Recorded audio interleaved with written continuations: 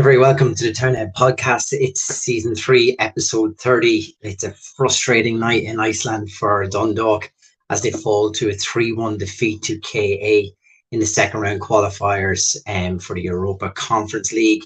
Joining us from Iceland to go through the match is Dundalk Democrats' Niall Newbury. Niall, you're very welcome. Hi, Chris. How are you getting on? We're enjoying your exotic locations, backgrounds. We feel this one's fallen flat here. What's happened? Yeah, no palm trees quite tonight, Chris. But the sun's still out at this time at night, which is probably not the norm. I don't know what it's like over there, but somehow I've managed to get a little bit of sunburn in Iceland, but I didn't get it in Gibraltar, so that's typical. Yeah, it's typical of many things for Dundalk men on this night. Just your initial thoughts, Niall, on the game. From watching back here on the stream, it was just looked like a frustrating night. We talked about, having to be clinical at this level. And did you feel that was the difference between them? When the opportunities were presented to KA, they took them tonight. Yeah, yes, I know. I think, the 3 goals Dundalk gave away tonight, Chris, in the first half were, absolutely shocking. All 3 of them from a defensive point of view. There's no two ways about it. I don't think KA were by any means superb. Yes, they defended very, very well, and were a real unit, particularly in the second half, where they limited Dundalk to practically nothing apart from John Martin's couple of chances. There was really nothing in it for Dundalk in the second half, and so defensively they were quite good. I don't think KA. I thought my reading of it anyway. In the first 15 minutes or so, you could see how kind of nervous they were, I felt. They were they were a bit choppy and they didn't look overly confident. We kind of let them grow into the game a wee bit. And I think they hit the crossbar not too long after that. Around that point, you could see that they kind of grew in confidence, and Dundalk really couldn't really get much of a foothold. Even speaking to their press officer, in advance of the game, August, he had said, I asked him today, what was the feeling in their camp? And he said, they kind of felt it was 60-40, maybe in Dundalk's favour, even going into this first leg. So Dundalk were probably the slight favourites going into this one. And I think, a 3-1 deficit, really doesn't read well at all. Look, you can look at the game in whatever way you want, but the bottom line is Dundalk lost 3-1 tonight, and they've got a massive mountain to climb now in Orwell Park next Thursday. Yeah, absolutely. Let's go right back to the very start then, Niall. We all expected Pat Hoop to go back into the starting lineup, probably Greg Sloggett to a certain extent as well, and Conor Malley. Was that the expected lineup that you thought? Yeah, there wasn't too many surprises in the starting 11. Maybe Louis Annesley, if he had been fit, might have played. The fact that he didn't even come off the bench today might suggest that he wasn't quite there. It was great to see Pat Hoban back in the starting 11. I suppose that was the question on everyone's lips in advance of the game, was would Pat Hoban be fit? But yeah, other than that, I wasn't overly surprised by any of the selections in the starting 11. I think he went with what he felt was the best team. It wasn't unlike the formation that played against Rovers as well recently in the Cup. John Martin obviously came on in the second half and had a bit of an impact. But again, you're sort of looking at your subs bench, and there's not a whole multitude of options to come and change a game. So yeah, in terms of the starting 11, I didn't feel there was too many surprises. I probably would have guessed that would have been the 11 he went for. Maybe Paul Doyle might slightly hard done by maybe, but that would have been, or maybe Ryan O'Kane might feel slightly. Yeah, I was going to say Ryan O'Kane. Will Ryan feel hard done by maybe to not start that game tonight? Yeah, I'd say so. That being said, in the second half, he didn't get much joy himself in the second half when he played the whole second half. But he kind of operated with a wing back system, did Stephen O'Donnell. So it would have been a question of where you accommodate Ryan O'Kane, maybe in that front 3 instead of maybe Dan Kelly or Johannes Eli-Coco. He obviously went with Johannes Eli-Coco and Dan Kelly. And Dan Kelly, got a goal in fairness to him. Had his contributions, had a couple of half-hearted penalty appeals waved away in the first couple of minutes, which yielded boos the entire night from the KA support. Not that he wasn't really, he didn't dive or he wasn't looking for it, so that was kind of hard to comprehend. But that went on for 90 minutes, in fairness, for poor Dan. So, the starting 11, Chris, I wasn't overly surprised by any selection, really. Yeah, and you've touched on it already now. Like we kind of settled into the game fairly well. Billy Cuckoo had that little chipped effort, just probably wasn't enough on that. But you could see like there was pattern of play there. Maybe we were going to get something. All of a sudden, I felt when they did hit the crossbar on that chance, it's like it woke them up slightly. Yeah. To kind of went, well, actually, we've probably paid these guys a little bit too much respect when they looked at Dundalk. And after that, like in particular, their goal, I heard Skip's post-match interview with Gavin there. Like he was frustrated that like we're on a corner. It's a counter attack, and look, poor Andy Boyle is going to remember that slip. It's an unfortunate timing, but to be called out like that it's harsh, isn't it? Yeah, it is. It's an unfortunate goal, but it is again a defensive lapse from Andy Boyle, who must be said, was the outstanding player in the recent cup win against Rovers. He was absolutely superb. It was a colossal performance. But you're right, yeah, that's not one he'll want to see again, Chris. I mean, it was actually Stein Grimson, the number 10. I thought he was a bit of a thorn in the Dundalk side the entire night. He was kind of bossing it in that department, and he drew in a couple of Dundalk players. To be fair to him, and he puts it in for it was actually I have his name here somewhere. Can't quite find it. It was Sigurðsson. The goal scorer. Yeah, and the number 11. So I mean, and Adel Steinson, isn't it? Yeah, and it's a great finish. I mean, he kind of slips it through Shepherd, I suppose. There's nothing really you can do about it. It's a defensive lapse. It's quite it's again the category of avoidable goals. Dundalk, Andy Boyle won't want to see it back again, of course. But I mean, just going back, the earlier chances had set the tone. There was also another one where I think Davis just doesn't really deal with a cross, and it's actually the centre half, and Rodri just pearls one in, and it just skims wide. Like so, they had certainly woken up after that. I mean, I thought Dundalk kind of let them do that. I mean, we give them. I really felt KA were probably there for the taking in the first 15 minutes. You could see that they were a team that were like they're sixth in the Icelandic League, Chris. You know what I mean, like they were probably there for the taking, and then obviously those couple of chances prior to the goal.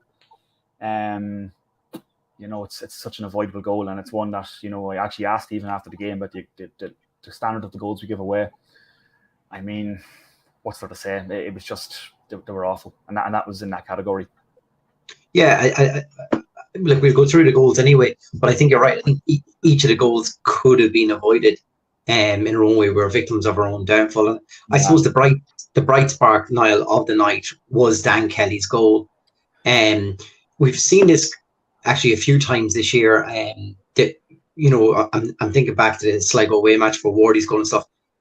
Sometimes when the initial play breaks down, Davis, and we've seen Leahy do it before, is very good at recycling that ball and getting it back in again. And that's what we've seen tonight. Initial play breaks down, cross comes in, but Davis runs into the corner to get that ball back, whips the ball back across. It's a strange bounce. It kind of comes off. Johannes didn't know anything about it, but it just lands perfectly for Dan Kelly, and it's opportunistic. Is that the way? Yeah, it's a good finish. Opportunistic was exactly the word I was going to use there, Chris. So you kind of robbed me line on that one, but that's exactly what it was. That's exactly what it was. I mean, it was great. At that point, that was only 4 minutes after the KA goal. So I mean, like it was a very, very quick response from Dundalk, and it was great to get it. I mean, as you said, Davis, puts a cross in, and Dan Kelly has an opportunity to take a touch at the near post, and then kind of hook it into the bottom corner, I suppose, if you like. It's not the most conventional goal you're going to see all season, but I mean, it was certainly one that was most welcome at that point. You won all that stage, and to be honest with you, Chris, at that point I was thinking, geez, Dundalk could actually maybe go and win this game now the away leg, and perhaps really take a draw would have been a great result tonight in Iceland. Make no mistake, absolutely. To bring back to Oriel next week, I think any of us would have ripped your. I think that's what we said here on Sunday night. We said a draw would be ideal for us to come back here. Yeah, so. I mean, I don't know what it was after that. Was it sort of, I don't know if it was tactical naivety or, because I certainly felt Dundalk could win the game, but I'm not, the man out there on the touchline making the decisions or the players. I mean, like, I felt like it's easy for me or a supporter to say that the game was there for the taking at that point. But I mean, there is a possibility that was maybe a bit of tactical naivety from Dundalk after that, because I felt like maybe we opened up maybe too much after that goal. And as you kind of saw yourselves back home, the two goals KA got after that were kind of on the break through cutting us open, and we were kind of masters of our own downfall in that regard. But the goal at that stage was a massive boost, and I was just disappointed that we couldn't really build on that after. Although Kelly did have one that was just blocked seconds later. So I mean, there was real scope there to kind of, but after that there was just nothing really Dundalk offered after that, and we kind of opened ourselves up, and KA had the kind of the freedom of the ground in one respect. Yeah, did you think, like I said, I thought when we got that goal back in, I thought, can we press on here, or can we just even control the rest of this half now and see it out? But it ended up just being a real sucker punch, that second goal in particular. Because you look at the weight of numbers that we had coming back and stuff like that, you're thinking, surely this is a controllable situation we found ourselves. We're trying to push the player, Hodgson, out wide, to narrow the angle. But it seemed like he just hit it just as Shep is taking one more step towards his near post, and then for him to shift his body low down to get back across to the far post, it's very, very hard. It's all happening in one move. It's not easy, but it's just an awful sucker punch, because you think you're back in this game, you didn't play great, and then you find yourself 2-1 behind. Yeah, it's a huge sucker punch. I mean, and that's exactly what it felt. It did feel like a punch in the gut, actually, because it did feel like Dundalk had an opportunity to sort of get themselves, possibly go back to Ireland with sort of a win next week, which would have been, maybe, nobody would have maybe seen that happening, and you really felt it was there for them. But then it actually was. It was a player I'd kind of flagged in my newspaper reports this week. It was actually Daniel Hasteinsen, who's their only current Icelandic international. He's in the Icelandic national team, and he's only got a couple of caps, mind, but he's in their team at the moment. He was the number 7, and he kind of plays this incisive pass into Hakusen. And again, it's kind of similar. It's similar again to their goals in nature. I mean, we kind of fall asleep, or kind of caught cold a wee bit on it. And again, it's a great finish from Hakusen. Sorry. Make no mistake, not taken away from the finish, but I mean, again, it's one of those avoidable. I think Shep will look back at it and probably think he could have done better. The defense will definitely say we should have been tighter to him. So I think from Skip's point of view, he'd just be so disappointed, because every one of these goals that we can see tonight was avoidable. And you think of the heroic defensive display we put in on Sunday. That kind of gave us all heart that, have we kind of clicked defensively now? Have we got rid of these little mistakes? And then hopefully we've made them all in one match. This is my only thing. That we get back to Oriel Park, we'd like to think, right, well, we've made these mistakes, let's not. And that was one of my thoughts. Yeah, and this is one of my thoughts kind of on the way home there, just from the ground. It's like, this Dundalk team, you've been watching them all year, Chris, I've been watching them all year, for all my sins at times, like, you know what I mean? But I mean, at the end of the day, like, they're so Jekyll and Hyde, Dundalk, there's nothing to say that they won't go to Oriel Park next Thursday and, get a 3 or 4-0 win. That's just the way Dundalk have been this season. It's been very, very hot and cold throughout most of the campaign. And, even in Europe, you could argue, like, the Magpies game, the first leg was disappointing. You could argue. I mean, and then they go back to Oriel and get 3 goals. Now, that being said, KA definitely showed today that they're definitely a level above Magpies, as we kind of expected. But defensively, I know Stephen has been in Iceland since has been here in Reykjavik since Monday. He actually watched their league game against Keflavik, who were the bottom side in it was a mad game though. And I think it finished 4-3 or something. So I'm not sure. He did kind of say that he was kind of wary if he'd go and watch them, and whether it'd be the same version of KA that he was going to get on Thursday. I'm suspecting maybe it wasn't. That being said, they've obviously got goals in them. But defensively, they were superb in the second half. I mean, like, Dundalk couldn't, team 3-1 down in Europe, Dundalk couldn't really lay a glove, barring Martin's, a couple of chances. But I mean, look, to go back to your earlier point, I mean, Dundalk are so Jekyll and Hyde. I mean, it's just, they could get a win. I mean, they're going to need a very, very good start in Oriel Park next Thursday, at the risk of sounding obvious. Do you know what I mean? And whether they can get 3 goals without reply, I'm not sure I'd be putting major money on that at the moment. But look, it's levels, Chris. And I mean, we weren't absolutely vintage against Magpies, but you're probably going to get over the line against a team from Gibraltar with the greatest respect. Iceland, still not the strongest league in Europe, but they're still a level above. Magpies. And then you look at the next round, you know, if even if you did get through, Chris, and it looks like it's going to be 3-0 to Bruges tonight, wasn't it? Yeah, it looks like it's going to be Club Bruges if you do get through. So yeah, they be Irish 3-0 tonight. And if you defend like that against Club Bruges, you know, it's going to be an absolute cricket score. So I mean, like you really have to really factor that stuff in. But in Dundalk, as you said, even Sunday, a defensive masterclass, particularly from Andy Boyle, who makes the mistake for the first goal. That kind of sums up how kind of unpredictable or consistently inconsistent Dundalk have been throughout the season. And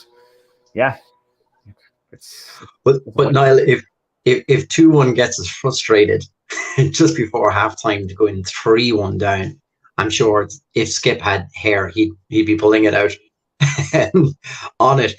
You know, initially at that time of play, I was convinced when the play broke down that the player had to be offside. It looked it, but you know, with their stills back, and he was very smart. He just stayed inside his half of the pitch till the ball was played, and you know, it's actually really, really smart play from the player. And to come down, we're at 6s and 7s, we're on the back foot, we're trying to race back in numbers. Nobody's really picking up a player; they're just trying to get numbers back in. And we go to close end a player. It's a simple step over, and there's our friend Hudson all over again.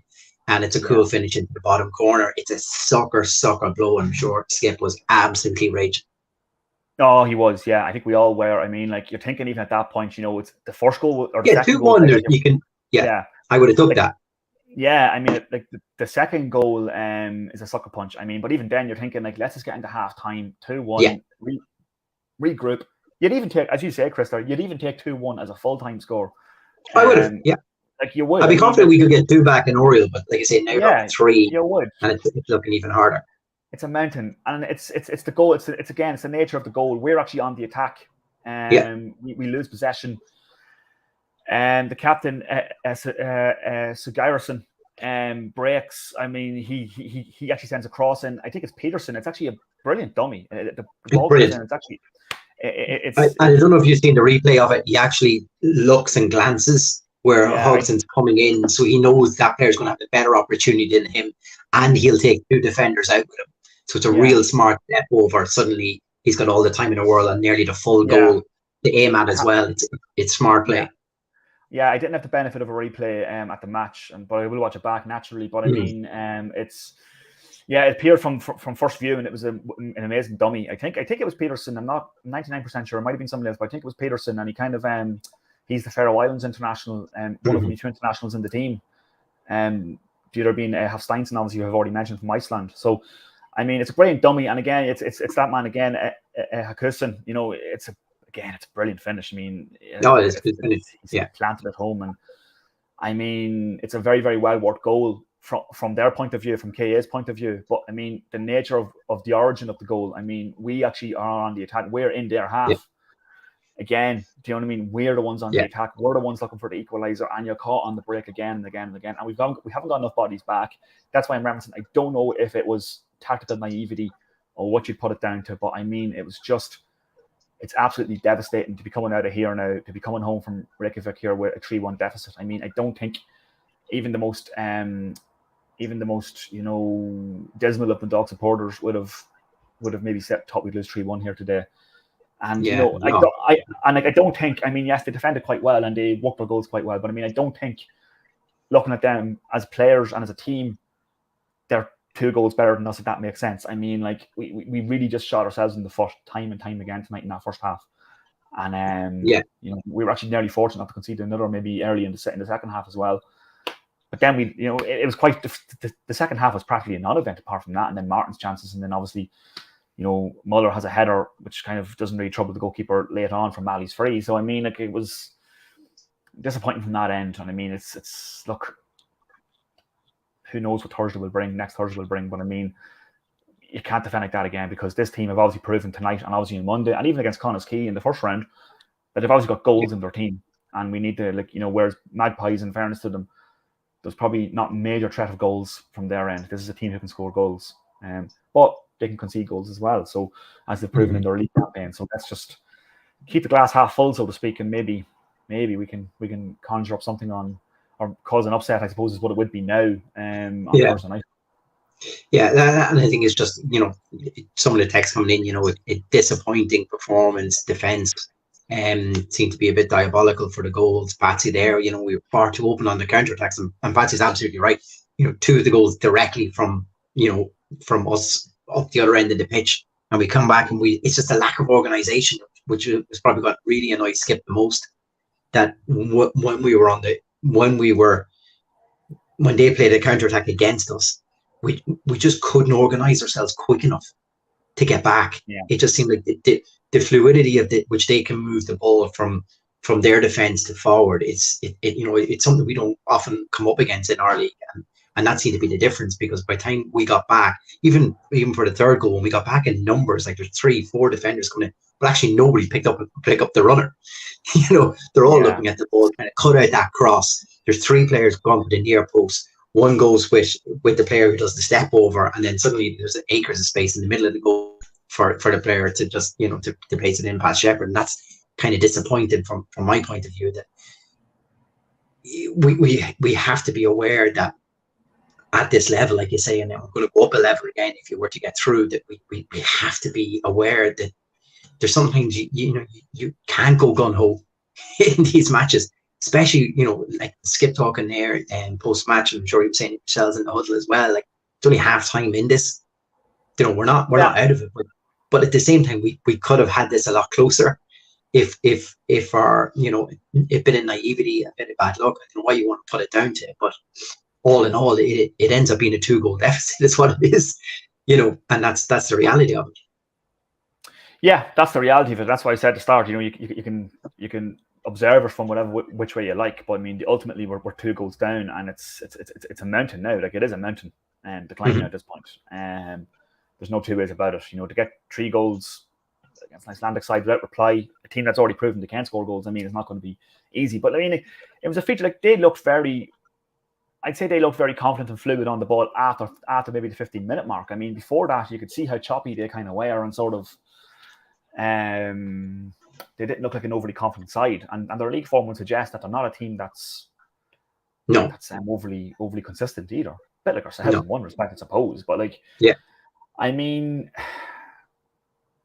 like, I don't know. I mean, it's just one of them things. Like, Dundalk are going to need to be a lot better at Oriel Park. I mean, what changes do you make? I mean, will Louis Ansley come back in time for next week's? Does Eamon Collins just mention that there? Yeah. I just see that name in his commentary. Yeah, and you might change the formation a wee bit again. The three to back just didn't suit us at all tonight. There's no two ways about that. I mean, yeah. Would you be tempted to play someone up ahead of Hooban, which we've seen work really, really well for us? It might depend on how fit Elliot is, I assume. Well, Elliot could do that. I mean, like, John Martin came in today, and he caused some problems that might and played well against Rovers. Played very well against Rovers. I mean, like, I don't think it'd be on the realms of possibility to see maybe Hooban and Martin maybe both up top, because, like, we need goals. There's no point in dressing up any other way. Like, we got to get first goal on this, haven't we? Yeah, you need to get the first goal as well. So you need to get a goal. You need to get an early goal, preferably, to really kind of ruffle their feathers a wee bit and kind of put the nerves back into them. I don't see why you wouldn't maybe play 2 up top. But now, whether that's Martin or John Martin or Cameron Elliott, it's up to Stephen O'Donnell. I mean, I'd like to see him go that direction or go that route. I mean, I think if you go and play the 3 at the back again, or even 1 up top, like he's done in some other games as well, I mean, I just don't see why that's going to be. I don't see how that's going to really benefit us in this tie at the moment. We need to hit the ground running now next Thursday night in Oriel. I mean, like, there was frailties in the KA team. You could see that. I mean, like, we just didn't really capitalise as much as we could tonight or this evening. Niall, if you had to look for some sort of positives, I suppose, in this performance, we look for positive in the Dundalk performance, then we look for some maybe frailties in the KA performance. But positivities from tonight from you, like, I suppose we got more minutes into Cammy Elliott. That might benefit us for the next one. Having the experience of Greg Sloggett and stuff back in, Hooban back in, we're hoping the tie strain isn't bad for him as well. What else would you take from tonight? There's not major positives to take from tonight, Chris, if I'm being truthfully honest. Which, I mean, those things you just mentioned, players getting minutes, like Hooban getting a full 90 as well. I mean, will obviously do us no harm. And, he had a chance himself. I think he had a header in the first half. It's actually unfortunate. I think it's Davies puts it across. And Davies, in fairness to him, wasn't all that bad tonight. I mean, he put some good crosses into the box. I mean, there wasn't, this is the thing I wanted to say to you, Niall, because if you look at the goals the KA actually conceded on Monday night, a lot of them were crosses, and their keeper was coming out, he was flapping and things. So I nearly wonder, was there too much emphasis on crossing tonight? Because I'm just in the second half, we seem to every time the ball would come out to either Leahy or Ryan O'Kane, their first touch was to drag some defenders away to create space for the second player to whip it in every single time. It ended up being very easy, I would have thought, for KA at the end, because they knew exactly what we were going to do every single time. It was either get Ryan O'Kane to the byline or lay it back to Leahy to whip a ball in. Should we have tried to mix that up a bit more, or do you think Skip had seen that game and obviously thought, under the high ball, there's the frailty there? Yeah, I wouldn't blame Stephen for maybe going that direction. I mean, having watched him, well, I didn't watch them personally, but I seen the goals back from the Monday game. I mean, I wouldn't blame Stephen for maybe using that in his game plan. They did look frail from crosses in that game, but I mean, like, so often you see it, like, teams look different outfits in Europe. Sometimes we know that ourselves from watching Dundalk over the years. I mean, like, look, I suppose it's one of them things. If you tried to play through them tonight and you didn't get any joy, we probably sat here thinking, why didn't he put more cross into the box? True. Yeah. I mean, as I think we're all kind of experts after the final whistle sometimes. Do you know what I mean? It's like, of course, yeah. Yeah, I mean, like, I wouldn't necessarily say it was a wrong decision to try and put crosses into the box. I mean, Davis, we know, can cross a good ball into the box. Yeah. Do you know what I mean? He's done it all season, and he had two or three tonight that were really good crosses. We just didn't have the sort of prowess that could really capitalize on. That being said, I mean, like, when plan A is not working, was there a plan B? I mean, I don't recall us really trying to play with the personnel. It was probably harder tonight, wasn't it, to see a plan B? Pardon, Chris? I said, with the personnel that was on the pitch, it was probably harder to see a plan B tonight, to go more direct in any one direction, because I think he kind of played his hand. He made the changes up, change in formation again. It's kind of hard to do it. You're kind of set out in with the personnel and the formation to play a certain way, and it's you go and you change that, and you end up getting caught on a fourth goal, and then the tie's dead. The tie's gone at that stage. So what do you do? And that's probably, just come back to your positives question. I mean, that's probably again one of the only positives, is that we didn't concede a fourth goal in the second half, because then it really is lights out. And then, Thursday's game in Oriel is a glorified friendly match in one respect, you know what I mean? And you mightn't get a full crowd either and stuff like that. So, I mean, at least we've still managed to keep it alive in some respect. I mean, like, it's still a mountain, but knowing this Dundalk team, and knowing that they can score goals, and knowing that the opposition, did show frailties. I mean, they didn't. Like, I wouldn't go out from tonight thinking KA are top class opponents, or no, like, they were 6s and 7s completely for our goal. Like, let's be fair, none of their players knew exactly where that ball had gone at all. It's just, and the fact that they gave us two chances to actually get that goal, the initial cross that comes in, headed, cleared, and Davis back in again, you're kind of thinking, well, if they cough up those sort of chances, let's say that's early in the game, in Oriel Park, that could change everything. Absolutely. And I mean, that's exactly it. I suppose, again, like, it just begs the question, will he go the other route now? Will we try and play through them a bit more? I mean, we didn't really do that at all tonight. I didn't feel. Did we try to play through them at any stage? I mean, like, we sort of, it was kind of, I don't want to say direct from Dundalk. We plenty of the ball, but we were losing the ball in positions, and defensively we were quite substandard, to put it mildly. I mean, like, there is scope there though in the second leg. I mean, you don't look at KA. I mean, if you can get at them.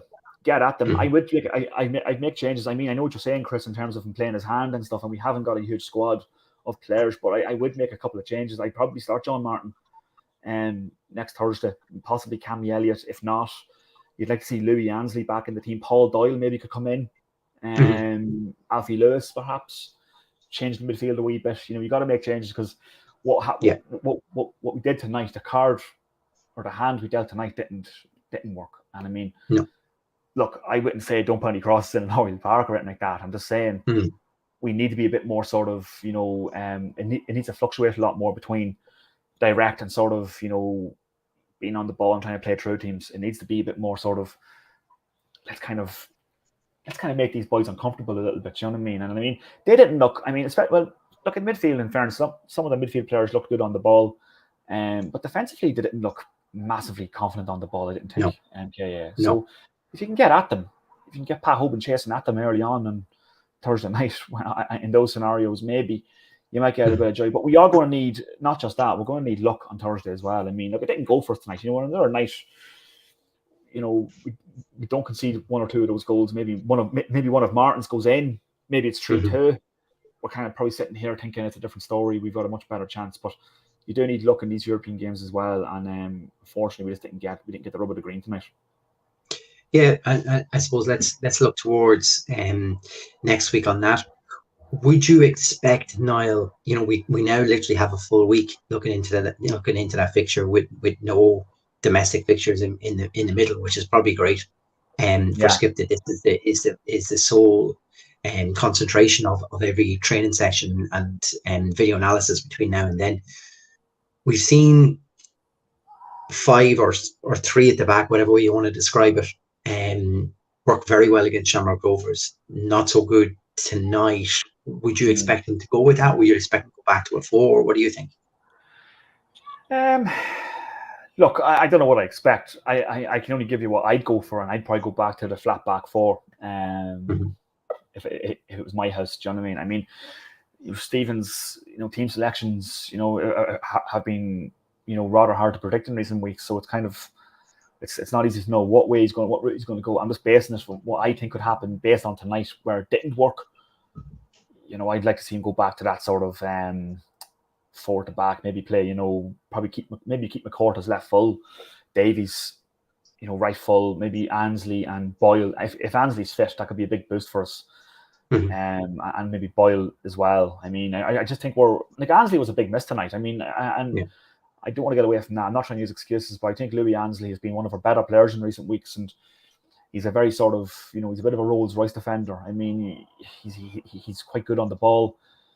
We haven't lost too many games where Louis Ansley's played, if you actually look at the stats. So I mean, I think he was a big miss tonight. Obviously Hoban was the name on everyone's mouths this morning and over during the week, whether he'd play or not. But I think Ansley is just as much a miss in some respects, because you wonder, would we have conceded those 3 goals tonight with Boyle and Ansley as a centre-back pairing? I'm not so sure. I mean, that's kind of, that's probably our strongest defence at the minute, and you're kind of missing that. And, Hayden Muller obviously got his goal against Rovers, but he's still a young player. He's inexperienced. He's an inexperienced defender in some respects. Leahy playing in centre-half as well, not his favourite position. I mean, there's problems going to arise from that. And look, that was kind of forced today. O'Donnell's hand was forced today in that regard. He couldn't really make any other call, assuming Ansley wasn't fit to play and wasn't able to play. So, I mean, next week I'd expect a completely different sort of formation, team selection. Next week, I'd be very, very surprised if he went with the same formation and the same 11 in 7 days' time, Chris. Very surprised. In Skip's post-match interviews, he mentioned about getting back and really creating an atmosphere in Oriel Park. Whether it was just a venue or whatever, it didn't seem like there was much of an atmosphere from the fans. And I know they had to travel a long distance to come down, the home fans even tonight. So do you think that could be something that might play in on next Thursday?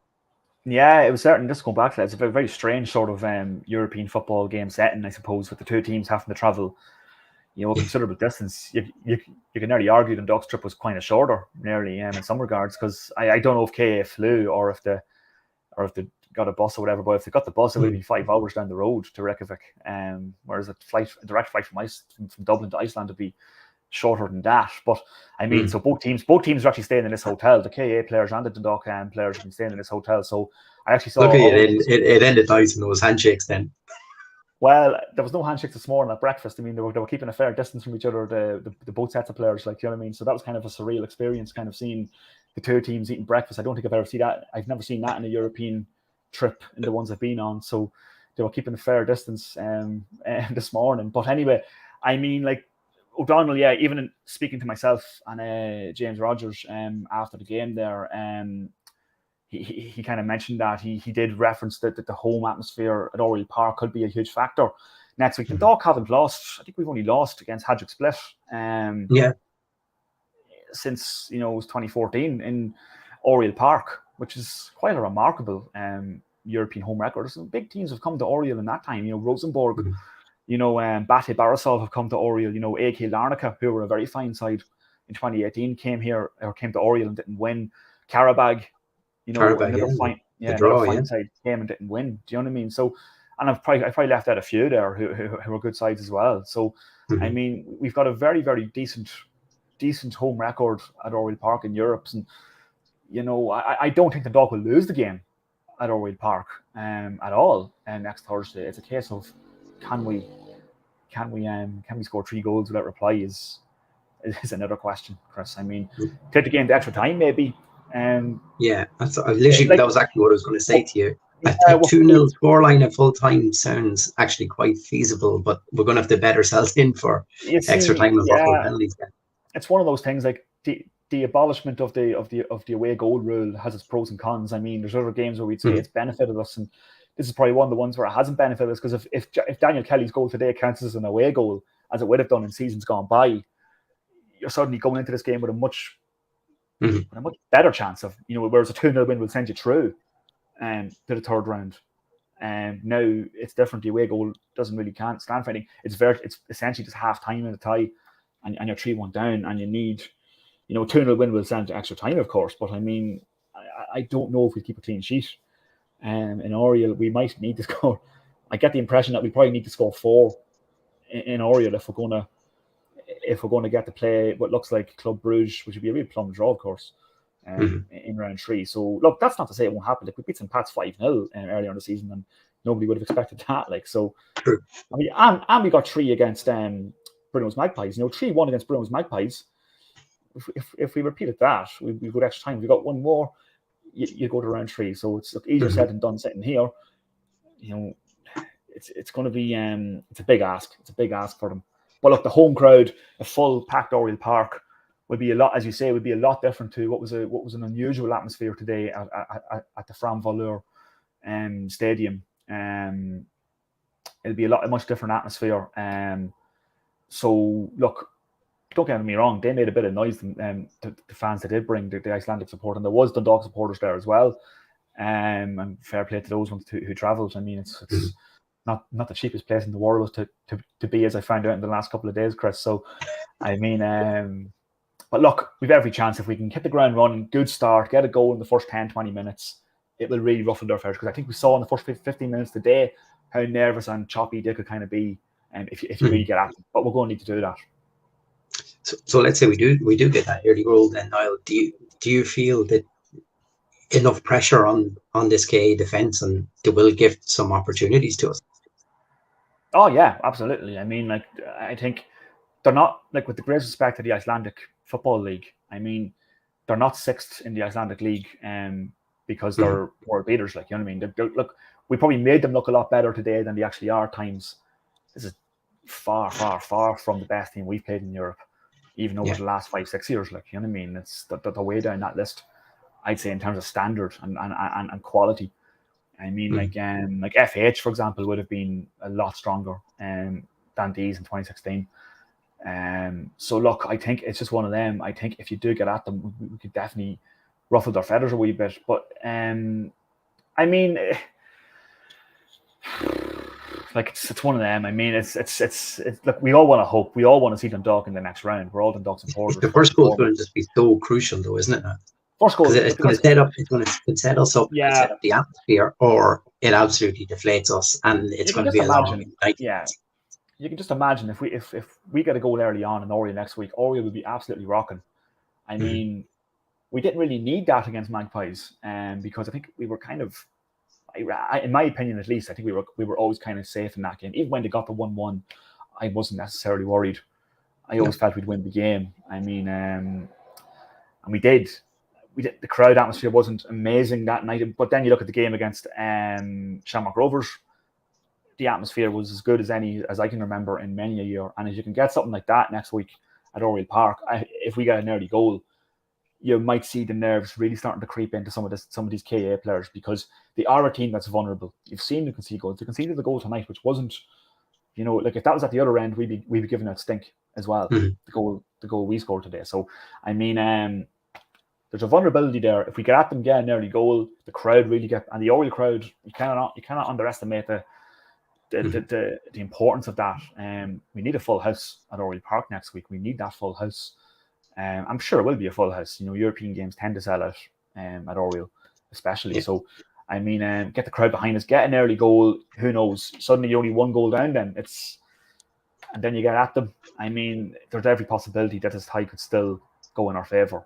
But this is why we love football. It's a huge ask. It's a huge ask. And look, if we do it, we're certainly not doing it the easy way. Not that Dundalk ever do, Chris. No, but this is the joys of football. Even after defeat, we're still hanging in there, and we do it. Just a little bit off the European thing there. Just Eamon Collins with a question in there. Just on if you have any update, I suppose, on any of the potential transfers or anything that Skip mentioned anything to yourselves. Obviously the transfer window closing on Friday. For ourselves, do we expect to see anybody? Did Skip kind of mention maybe there might be something, or is it all quiet on the Western Front? Yeah, there's probably nothing imminent in that regard. Like I know the club have been tracking the availability of Robbie Burton, who's an ex Dynamo Zagreb midfielder. Mainly, Keith Ward's injuries probably emphasise probably the need for another body in that department. So Robbie Burton is somebody who I know the club had I understand at least the club had been tracking. Whether that goes anywhere or whether it has gone anywhere, there's no major update on that. He had a decent spell at Dynamo Zagreb, came through the ranks at Arsenal, had a loan spell at Sligo Rovers last season, I believe, as well, from Dynamo Zagreb. So, I mean, he'd be familiar enough with the league here. Whether he's coming in as cover, I know there's interest in England in him as well. The Darrell Horgan thing's kind of gone a bit quiet as well, and he's now actually training back at Wycombe Wanderers. Yeah, he played in one of their friendlies. And my understanding is that Wycombe aren't looking to re-sign him, but he's definitely got suitors in that part of the world in the UK, and you probably expect to see him rock up at a League One or League Two club in the coming weeks. I would say he's definitely looking at his options over there by the looks of things. That's not to say never. I mean, like we have money coming in from the first round, which is a considerable pot of 350k, and might go some way to paying a player like Darrell Horgan's quality. But I mean, there's nothing majorly imminent. He hasn't, Stephen tends to keep his cards very close to his chest when asked questions relating to transfers. He's been known to say nothing's imminent, and then a player can sign 24 hours later. So, and I wouldn't blame him for that. Like, you know what I mean? He has to do that. So I don't know if anyone's going to sign before Friday. Like the deadline closes tomorrow in terms, but I think that's only if players want to sign from other clubs or something. From another club, yeah. If you're out of contract, so, yeah. I'm not sure we'd be signing anybody from another club anyway, for a fee. So I mean, like there is options still out there. It will be free agents if you sign anybody, and the ones I've heard are obviously Darrell. He's obviously publicly expressed an interest in Darrell Horgan, and Robbie Burton, ex Dynamo Zagreb, is another one that I've been tracking. But I mean, nothing's really imminent as far as I know. And we do need bodies. I mean, I was kind of surprised that maybe we didn't look to bring in bodies before. I know Darren Brownlee came in from Partick Thistle.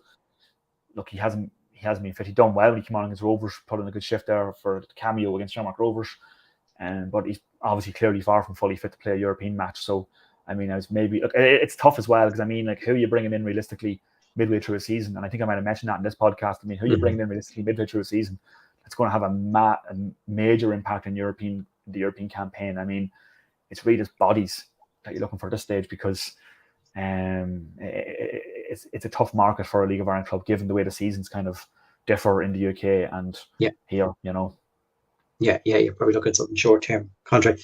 I seen Andy Burton because was stirring it up on Twitter after Nathan Shepherd's heroics in recent weeks. I presume you don't know of any contact from the club to Nathan Shepherd or his representatives, I haven't spoken to Nathan Shepherd in a while, But I know Jerry Malone had interviewed him last week for his column with the Democrat, and I think Nathan, I think he posed the question to Nathan: has he been offered anything? Has anything put on the table? To which Nathan replied, there hadn't been anything on the table for him. So I mean, that doesn't augur very well at this stage of the year, and coming towards the end of July now, that Nathan Shepherd hasn't been offered a contract as far as we know by the club. And as far as I'm aware, he can, and I think he can sign. Excuse me, he can sign a pre-agreement with another club as we speak. So he's going to have suitors probably in the League of Ireland and cross-channel in the UK, you'd imagine. So if you're asking my honest opinion on it, I mean, it's looking increasingly likely that we're going to be losing Nathan Shepherd at the end of the season, because I just don't see, I just don't see why. Look, I'm not going to pretend I know the ins and outs of the club's finances and where they are with that, but I mean, it seems very troubling that Nathan hasn't been offered a contract at this stage of the year, and it doesn't augur very well or look very good in terms of retaining him for the 2024 campaign, because he's going to have suitors both in the League of Ireland and UK, and he's probably who for all we know, I'm not sure if his agent Andy can shed any light on that, but for all we know, he could have been already speaking to other clubs at this point. That being said, which I suppose he would be entitled to. Look, that being said, agents are going to do what they need to do as well. I mean, they're going to draw up interest, and they're going to, of course, back up interest in their clients, as we know. So, I mean, whether the terms, we don't know what terms have been demanded by the club, or by Andy Burton and the client Nathan Shepherd in this instance. We don't know for sure what the terms being demanded are. So, or what they're looking for, basically, is what I'm trying to say. So, I mean, it's probably not as black and white or simple as Dundalk not offering him a contract. I'd say there's definitely more to that story.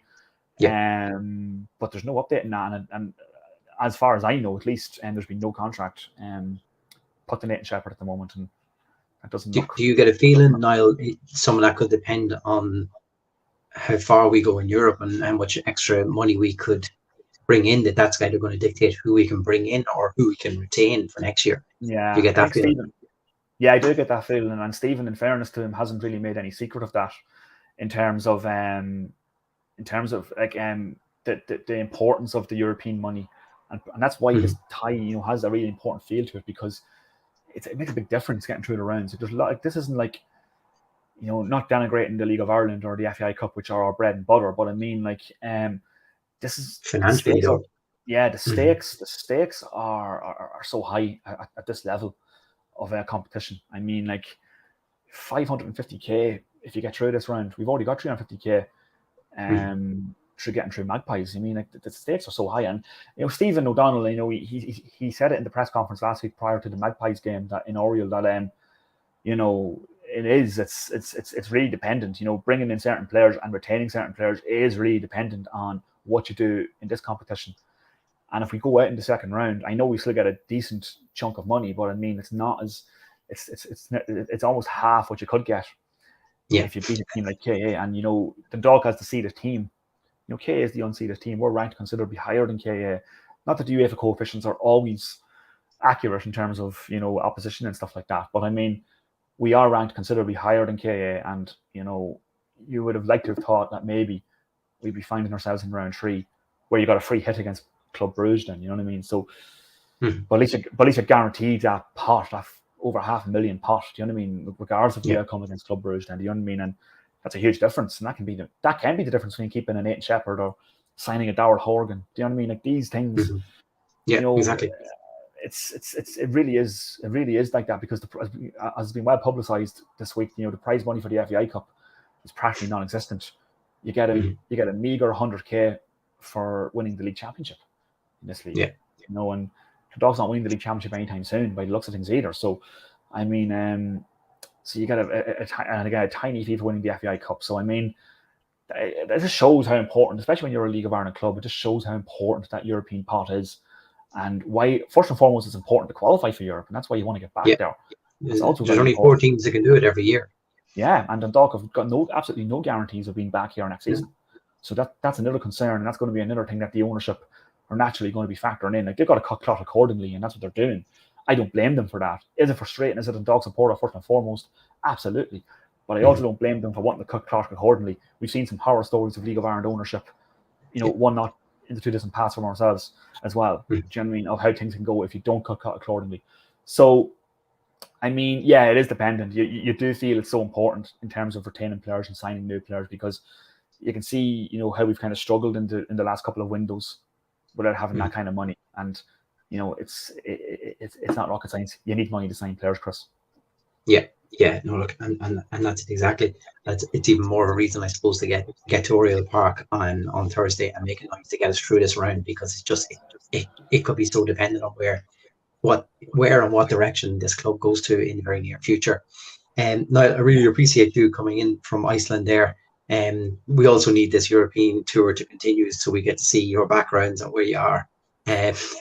Everywhere else, I'm just laughing because every time you move, you get a little bit of sunlight hitting you. It's pitch black at this window right beside me. Is it really? Well, it's still pitch bright out here. I don't see that sun going down anytime soon. And so I got a good sleep. I got a good night's kip last night, and I don't think I've seen a bit of darkness since I got here. So, and I got here Tuesday afternoon, so I haven't seen any darkness, which is such a strange little quirk of this wonderful little nation. I do miss a bit of, you know, darkness as well, Chris, though. Do you know what I mean? It's kind of hard. But we're just in darkness and rain, pal, so you really haven't missed out on anything. Yeah, it's kind of hard to get asleep. But fingers crossed, you'll be seeing me from some nice balcony out in Bruges in a couple of weeks. Fingers crossed. And that sounds good. If not, I'll be back in my sitting room for, you know, Sligo Rovers or something like that, like, which is slightly less glamorous, you know. Slightly less. Just before we go, we'd obviously like to wish Gally from this podcast all the best, who's over in Coventry at the weekend for the transplant game representing Ireland. Also a brother-in-law of mine, Johnny Brennan. So we've got two in that connection for Dundalk. So all the best to the lads for that. Well, look, Niall, I think we'll leave it there. Thanks everyone for the comments in tonight. Thanks, Niall, for jumping in and giving us some sort of optimism for coming back to Oriel Park on Thursday night. Well, look, I suppose, Niall, from the land of fire and ice, I think KA have definitely put any sort of thoughts of progression for Dundalk on ice, but let's just hope can put some sort of fire under these players' arses to get us through to the next round. And as always, we'll be back for another podcast after that. So until then, come on down.